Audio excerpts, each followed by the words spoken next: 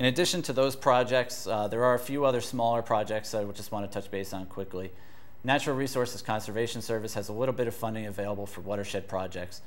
Most of this is going to be allocated to the New York City watershed, and there's only about $1 million or two that's available. But if you are in the New York City watershed and you have some type of project, a flooding type mitigation project or something to that effect, then this might be something that you're eligible for.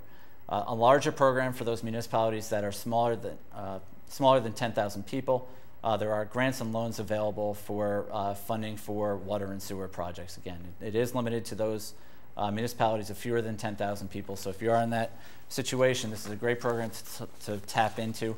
There is $3.7 billion available nationwide for this program, so there is significant funding available for it. One last program on sewer and water that I wanted to mention also is the 604B projects. 604B of the Clean Water Act requires funding or municipalities, regional planning organizations to undertake certain planning activities. The eligible applicants are not municipalities, it's more regional public planning organizations such as the Capital District Regional Planning Council. So again, if you're involved in one of those organizations and you have a planning type project that you're looking into, this is a great source of funding. DEC is the one that administers this program. They're looking for green infrastructure, TMDL planning, phase 2 studies, water quality management planning activities. TMDL, just briefly, is planning to improve impacts to impaired water bodies. And the applications for this aren't due until July, so again, there is some time to get your application in. But again, as we'll see throughout the stimulus program, the better or the more complete your application is when it goes in, and the closer you are to really being shovel ready, the better you're going to have a chance of getting your project funded.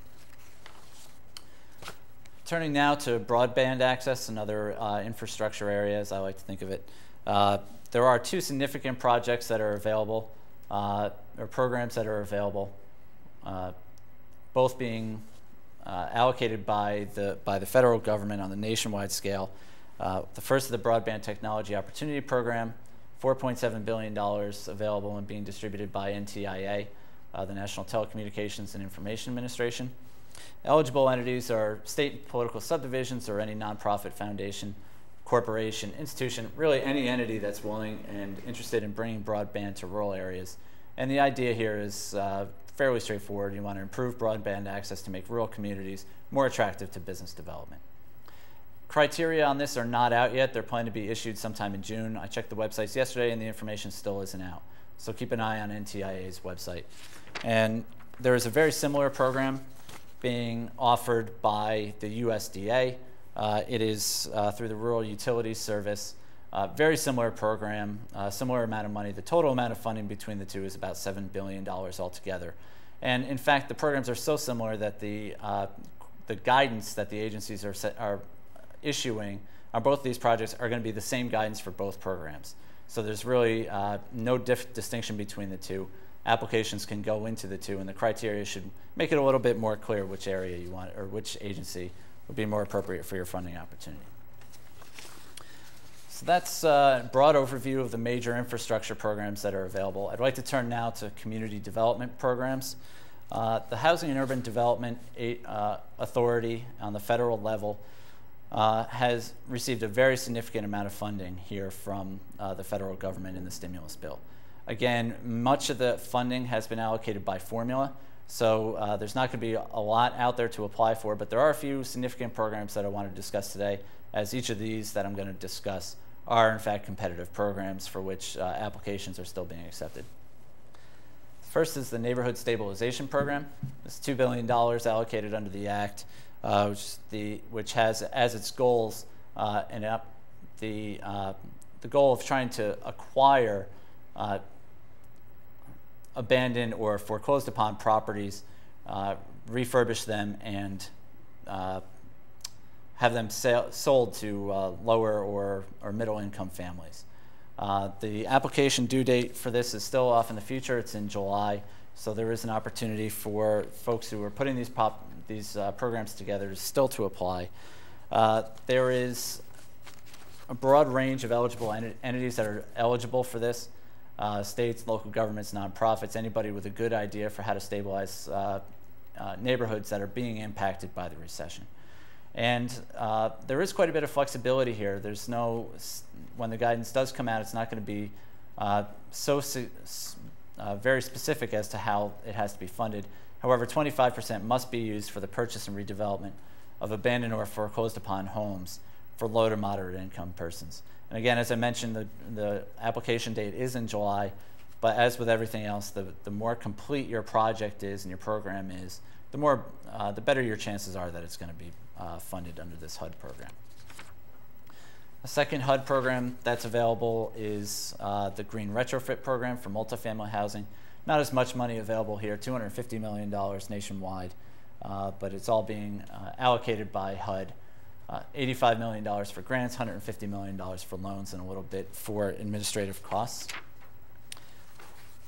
The entities that are eligible for grants include those that provide public housing for the elderly, those that provide housing for the disabled, and other owners of housing that provide housing for low-income persons.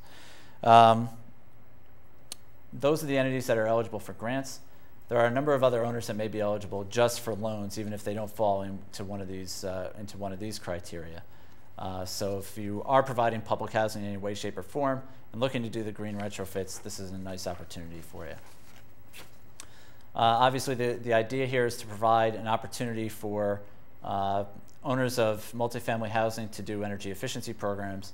Expected award is up to $15,000 per unit. It's not a small amount of money. So if you do have one of these facilities or working with somebody that does, you can make some very significant improvements with this funding if you're eligible and qualify for it. The applications are being accepted on a first-come, first-served basis. However, HUD is going to be doing significant due diligence on each of these projects. There's a long, the regulations are very descriptive about how HUD is going to be funding this, and are doing the diligence on this to determine which projects they're going to fund. And so therefore, if you have even if you're a little bit late to the game, if you've got a great project, then you still may very well have an opportunity of obtaining this funding. And the last HUD program that I wanted to mention is the Housing Capital Fund. $4 billion was allocated under this funding program. $3 billion of it is going to being allocated by formula, but $1 billion is being awarded by a competitive grant program. It's being administered by HUD, so it's $1 billion being competed for throughout the country. Applications are being accepted now. Deadlines differ depending on which category of housing your project relates to.